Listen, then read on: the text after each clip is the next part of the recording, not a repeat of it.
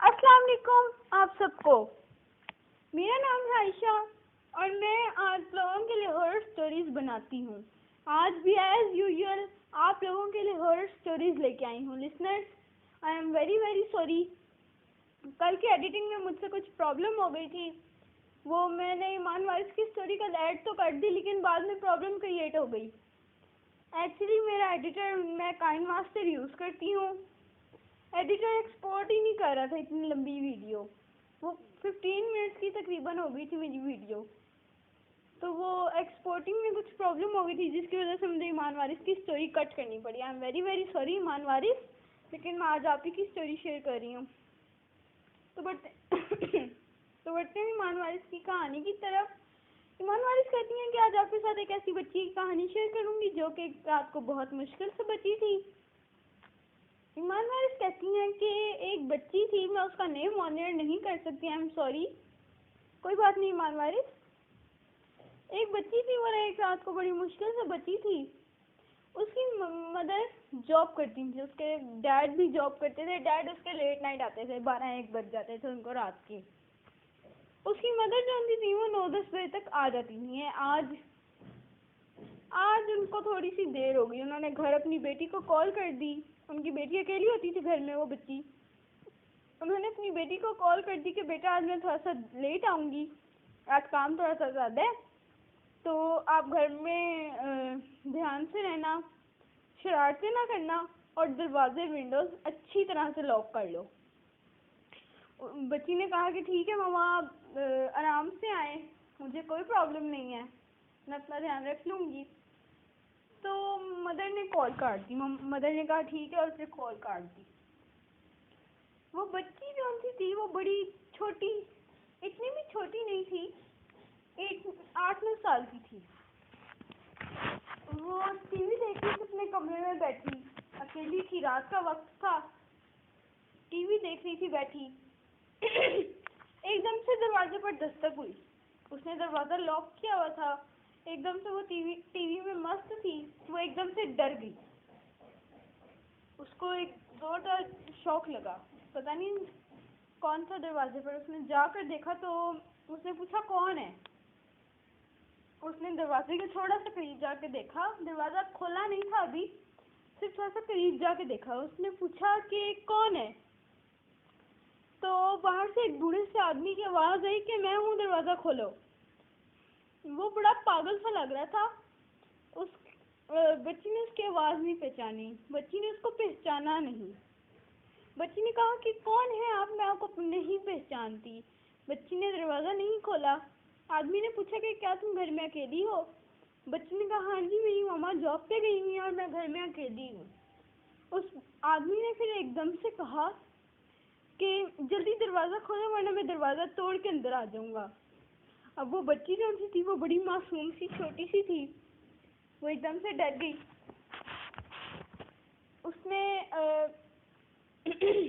उसने दरवाज़ा फिर भी नहीं खोला। उसने कहा कि मैं तब तक दरवाज़ा नहीं खोलूंगी जब तक आप मुझे बताएंगे नहीं कि आपका नाम क्या है और आप कहाँ से हैं।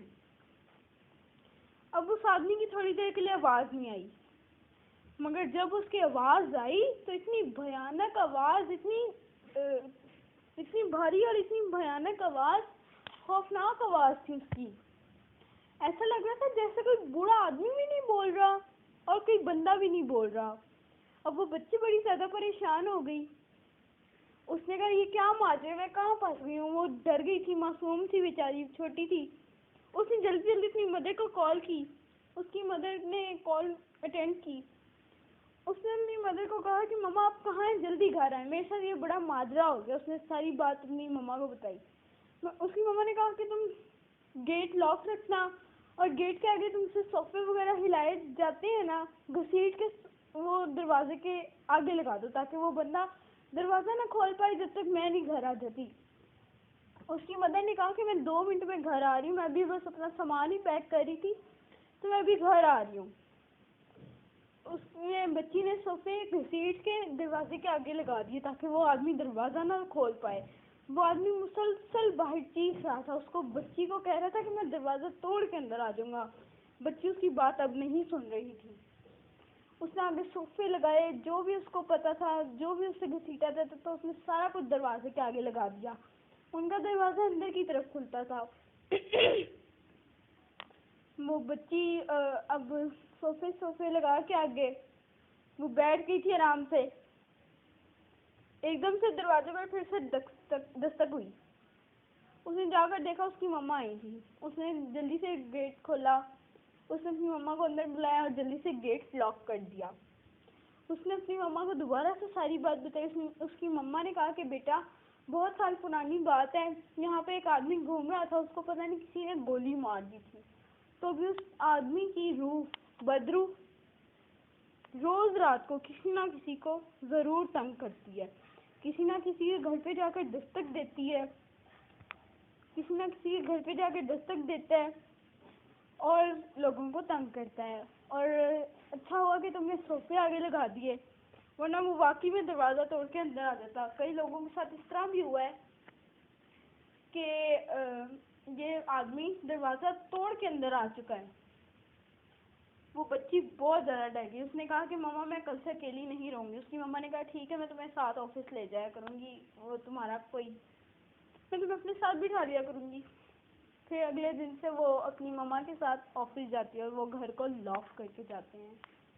तो ये उस बच्ची की ज़िंदगी में एक कहानी थी जो मैंने आपके साथ शेयर की। बहुत शुक्रिया ईमान वाली साहब का। लिसनर्स, ये बात सच है, अगर भी बदरू दरवाज़ा तोड़ना चाहे तो वो तोड़ भी सकती है और वो लोगों को तंग भी करती है। इसलिए उस बच्ची ने बहुत अच्छा किया कि उसने बगैर सोचे समझे दरवाज़ा नहीं खोला। अगर तो वो दरवाज़ा खोल देती तो अल्लाह जाने उसका क्या होता। तो लिस्टर्स, अपना बहुत सारा ध्यान रखा करें। जब तक आप किसी आदमी को पहचान नहीं लेते, उसको दरवाज़ा नहीं खोलना चाहिए। तो इतना बहुत सारा ख्याल रखा करें। आज की कहानी आप लोगों को कैसी लगी, कमेंट बॉक्स में मुझे ज़रूर बताइएगा। और अगर आप लोगों ने अभी तक मेरे चैनल को सब्सक्राइब नहीं किया तो मेरे चैनल को सब्सक्राइब करें। आप लोग भी अपनी स्टोरी शेयर कर सकते हैं डिस्क्रिप्शन बॉक्स में दिए गए ईमेल आईडी पर। और जहाँ रहें खुश रहें, मुझे दुआ में याद रखें। मिलते हैं अगली कहानी में, तब तक के लिए अल्लाह हाफिज़।